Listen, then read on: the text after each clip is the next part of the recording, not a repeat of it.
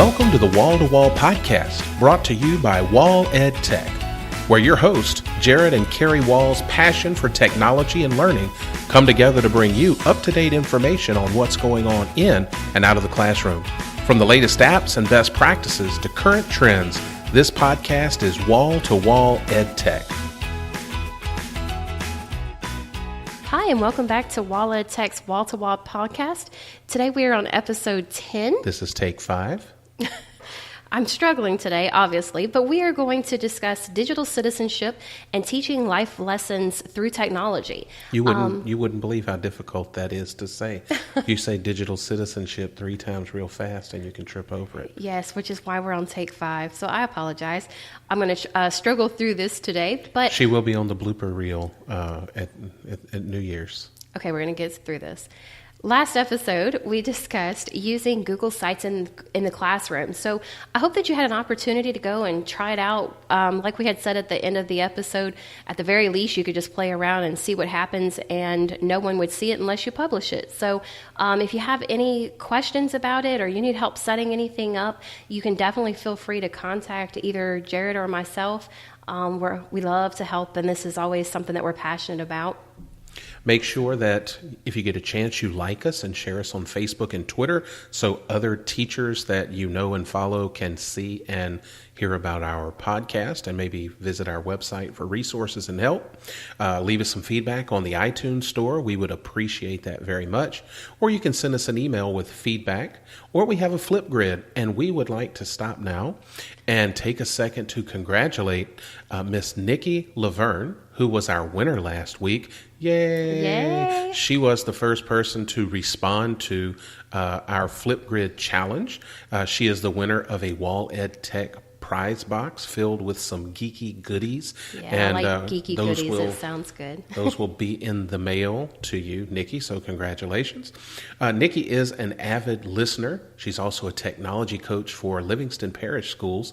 And just recently, she released, or at least Livingston Parish did, and I know she was a huge part of this, released some information about a new STEAM bus. That's the science and technology and math initiative that they're pushing. They have created a bus, or taken a bus, and basically rebuilt that bus to look like some sort of magic school bus of technology and science. I have to say, this is by far the coolest looking bus I have ever seen.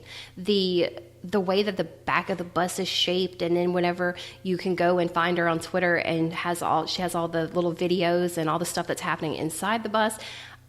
I want to go on that bus. I want to see that bus. It's super cool, and all I could think of is the magic school bus.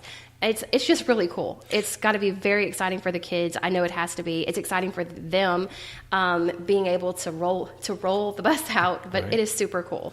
And so Nikki shared some ideas for us on for an upcoming episode, and we'd like to let you hear what she had to say. Good morning, you two. I was listening to a podcast on the way to work this morning, episode number 9, and I just want to let you guys know that you're doing a fantastic job. I love the information that you guys give. We have several teachers who use Google Classroom, and so I'm telling them to go check your podcast out so that they can get some good advice about what they can do to better their Google Classroom for their students. And one of the things that I hope to see maybe in the future is telling teachers how they can use technology to help run their classroom when they are out of the classroom, which is inevitable. Kids get sick, we get sick, we have to do professional development. I know in our office, we have to pull teachers about 3 times a year that are in our cohorts, and they have to miss class. So we like to give them options of how to keep their classroom running. So anyway, I think you guys are doing fantastic. I love listening, and I can't wait to see what you guys come up with next. With that in mind, we would also like to hear from you, what you think about the tech tools you can use in your class when you are not there. So if you have to have a sub and you're not going to be at class, what tech tools do you use to facilitate teaching when you are not around? We do have our Flipgrid open. If you click the link in our show notes, we would love to have some other people chime in on this. Anybody who does chime in, just know that we will probably use what you say in our next podcast. Well, not the next one, but in an upcoming podcast when we discuss this topic, and we would love to have some other voices. So again, go to our show notes, click the Flipgrid, and leave us some feedback. Or if you're just too shy to talk on Flipgrid, send us an email at jared@walledtech.com or kari@walledtech.com, and we will read your suggestions on the air. Yeah, I'd like to hear some, what other people are doing as well. So Absolutely. Okay. Well, today we're going to kind of get started with our technology and tools and trends. One of the things that is it should always be a push, but I feel like I'm getting pushed more so this year than I've ever been before, is on formative assessments. And of course, this is something any good teacher does multiple times throughout every class period. But some tools that are used for using technology. I told you I'm struggling today. For technology that you're using to help you with formative assessments.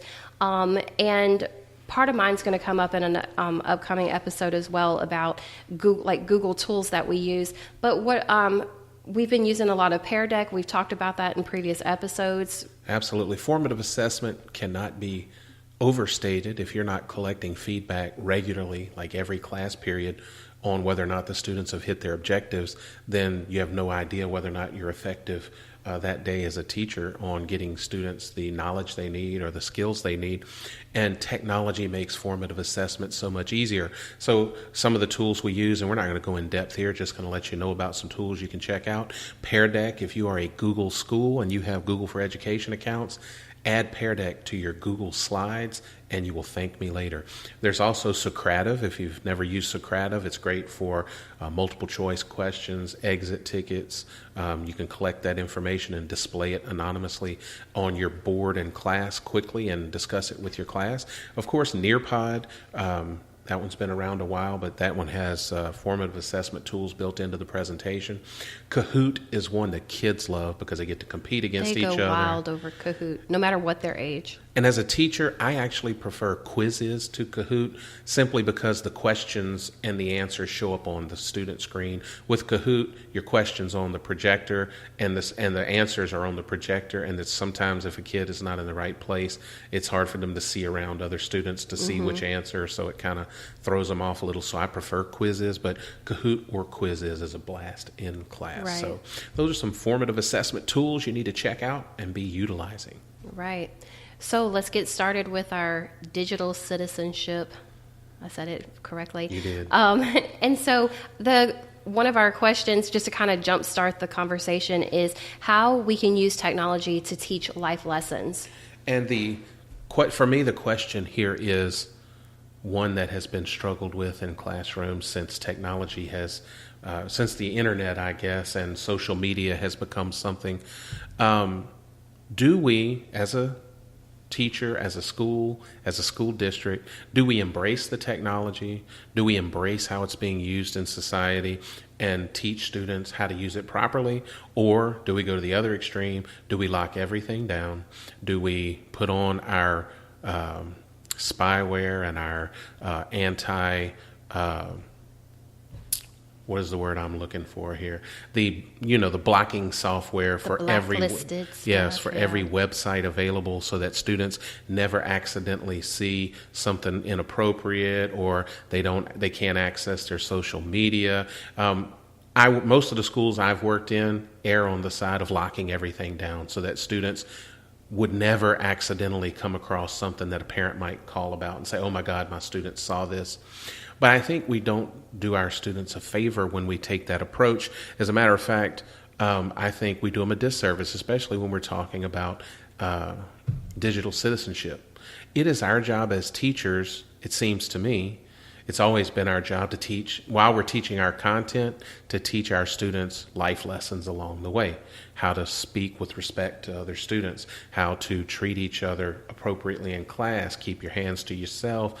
Those are things that when a student has paper, they can write something ugly and pass it to another student. That's happened forever. Mm-hmm. So it's not our job to say, well, we're not going to have paper and pencil because you might write something ugly, or no speaking because you may say something disrespectful.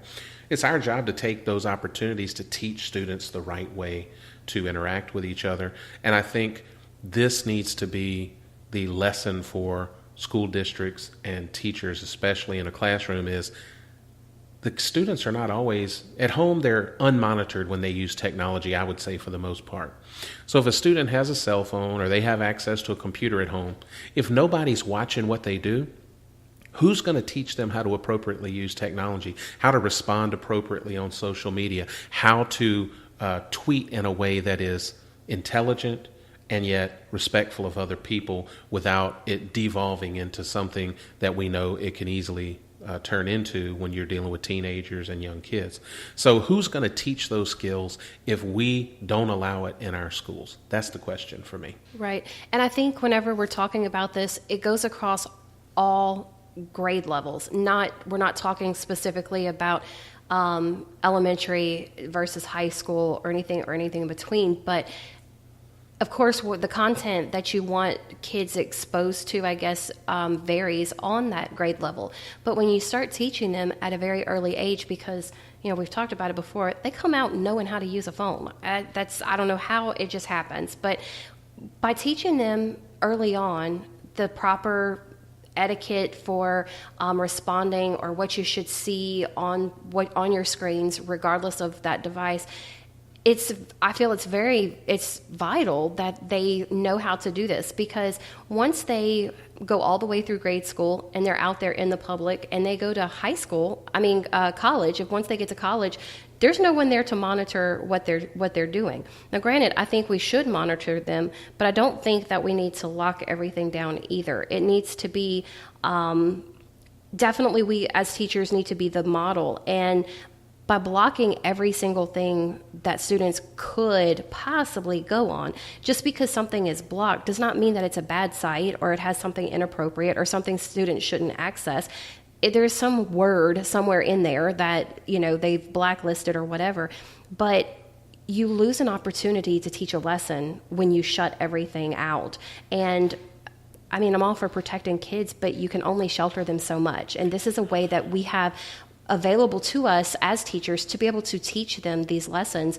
And so I feel like if you block that, you're losing out on an opportunity to change something. And I think we both have some good examples of this, and probably every teacher does. As a teacher in one-to-one school, I often think that one of the most important things we teach is how to research. And if you've ever been to Google, you can research something completely innocuous, completely innocent, and maybe you're looking up an image for something or a site. You're going to get inevitably something that's inappropriate. That doesn't mean you did something wrong. And as a teacher, I was downloading something for my principal at a previous school, and I was trying to make a screencast, and I needed to pull a picture. Well, I went to the site, a pop-up popped up. All right, not my fault, but it was an inappropriate pop-up on the site I went to find this image. So I immediately emailed my principal and said, if you're monitoring my computer, this happened at this time, it was a pop-up. I immediately closed it. All right, so yes, things are going to happen that are inappropriate. It doesn't mean someone was at fault, but the way to handle that is to model it appropriately to students. So when I have my students searching, inevitably someone comes up to Mr. Wall, this popped up on my screen, or this is one of the images. And so it's a teaching moment. I can stop my class and go, okay, class, this is what just happened. Instead of laughing about it and disturbing class and creating a scene, the way to handle this is to point it out and say, I didn't do anything wrong, but this popped up. And then we make me aware, so I know you weren't doing the wrong thing. I'm going to say, okay, I'll make a note of it, and we move on. And it's a teaching moment for students that, yes, there's inappropriate stuff out there, but there's an appropriate way to handle it when those things happen. Right. One of my examples is a couple of years ago, I was doing kind of like a little introduction to Google Sheets, and I wanted my students to just kind of become familiar with some of the formatting elements available in Google Sheets. And one of the things we were doing was creating emojis. Well, some students are very creative, and they did fantastic emojis, and they just color each individual little cell something different. And other students are not so creative. They kind of like I am, I feel. And we went to Google and we searched emojis. Well, we're talking 6th grade, so they're still kind of babyish. there was an emoji of a middle finger. Well, ooh, that's on the screen. And of course, this was on my screen at the front of the room because I showed them how to get to Google, how we do all this stuff, because I was teaching them the right way to do stuff. And there it was. So we were looking at examples, and I used that as a teaching moment. Like, okay, so there it is. We don't have to ooh and ah, just let's keep moving on, and it was, like you say, it's an opportunity to be able to reach them. A lot of times we are the only examples that a student gets. Sadly, that is the case. And so we need to be the good example. And by showing them proper etiquette and how to do things online and how to stay safe online, all of those things, this is only a benefit to having access to the materials so that we give them the opportunity to teach them. And just like anything else in your classroom, you have to have rules in place for how to handle this stuff. So expectations and rules, procedures, and you have to follow them so kids know when and what is appropriate.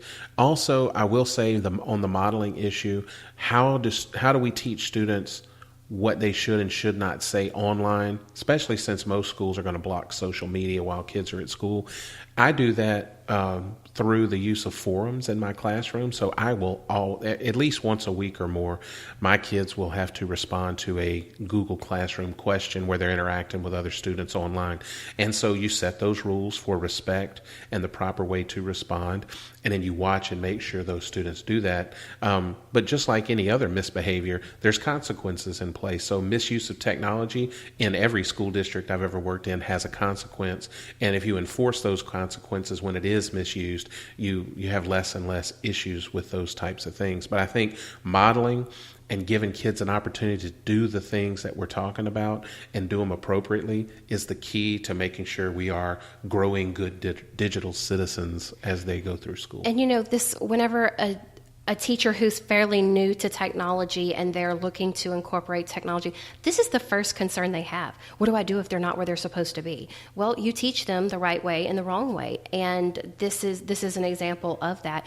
Often I have students, typically in my classroom, all the computers are kind of facing one direction, and I usually stand at the back of the room. And however, when I'm walking around, a student may think, oh, Ms. Wall can't see what's on my computer. Well, technically I can't, but when everybody else behind them makes the ooh face and they're looking, well, that's a pretty good cue that I might need to check this out, as I'm walking around, make a point to go back and see what's up with their computer. And so there's little cues that you pick up on. In my class, a lot of times, depending on what software program we are supposed to be in, they need to do more clicking of the mouse than they do typing on the keyboard. So if I have a student, when I'm walking around the room constantly, but if I'm not right there by them, if I have a student who's not doing a whole lot of clicking and they're doing a whole lot of others, like typing on the keyboard or vice versa, then that's an indication for me I need to see what they're up to. So you can look for all those little subtle cues and use those as teaching moments. Absolutely. And in that same vein there, walledtech.com does have a digital citizenship resource tab. Yes, we do. And we want to point that out. If you go to our website at www.walledtech.com and you click on digital citizenship on the sidebar, there are some fantastic resources that Google has put out. We have it separated. There are resources for educators. Those are actual classes or curriculums you can use to teach students at your school or in your classroom. If you have a club or some time set aside where you can work with students outside of class, this would be a good tool to have those students learning something about digital citizenship. There are also resources for parents. So if you're out there and you have parents who need to be monitoring students at home, it gives them some things to look for and some tools to use to make sure their students are using technology appropriately at home. Finally, we spent some time putting our own little curriculum together, and we used Edpuzzle to make some videos and ask student questions. And I think one of the main things we learned from that is stressing to students that what happens online is permanent. And I don't think many of them think through the fact that whatever I do online 10 years from now, somebody can look that up and make a decision about my college, my work. Right. It will follow me. So making good decisions, that digital footprint that's out there, it's going to last as long as the internet archives the information. So as a young person, we don't see them thinking past today, this week, or next weekend. So we have to really hammer home that these decisions are going to impact you long term, long after you grow out of being a young person or a teenager. So right. And all of the stuff that we're talking about today and the importance of teaching these lessons, this is at any age, any content, any teacher, any time that technology is being used. So if you're not a computer teacher, but you use technology in a science or math classroom, then this is something that you have an opportunity to address. Absolutely. And I think this was a fantastic topic. And I know West Baton Rouge Parish just hosted the Digital Citizenship Forum last week. So we wanted to kind of follow up on that by talking about digital citizenship today. And we hope you got some useful information out of that. Please visit our site, use some of those resources to teach digital citizenship, start modeling that in your classroom, have high expectations for your students as they use technology in your classroom. And I think as we teach this younger generation the right way to behave online, we can make a difference and teach them not only how to research, not only how to use the tools, but how to do it in such a way that they can be kind and respectful and protect their own identity and their own future as they make those decisions. Absolutely. I agree. All right. Well, next on Wall to Wall Podcast, next week on episode 11, we're going to go back to Google Tools. We'll talk about the Google tools that we use in the classroom. So we'll do a little bit of talk about docs, sheets, forms, slides, drawings, and how we're using those in the classroom. We're also going to discuss how you can use them for collaboration, formative assessment, reflections, and much more. Don't forget, we do have a Flipgrid. Please go click the Flipgrid link in the show notes. Leave us some feedback on the question for one of our upcoming episodes, of course, is what tools are you using to teach students when you can't be at school? So we'd like to hear from you on that. Or if you just have some general feedback for Wall Ed Tech, make sure you click that Flipgrid link, leave us some feedback, like us on Facebook, share us on Twitter and Facebook, give us some feedback on iTunes. We would appreciate it. And for Kari, this is Jared. We'll see you next time on Wall to Wall Podcast. Thank you for listening to Wall to Wall Podcast. You can get all of our podcasts by subscribing to Wall to Wall Podcast on iTunes. For more resources, visit walledtech.com. You can follow us on Twitter or find us on Facebook. Just search for Wall Ed Tech. If you have questions, comments, or things you want us to talk about, visit Wall Ed Tech and send us an email, tweet, or message us on Facebook. We look forward to hearing from you.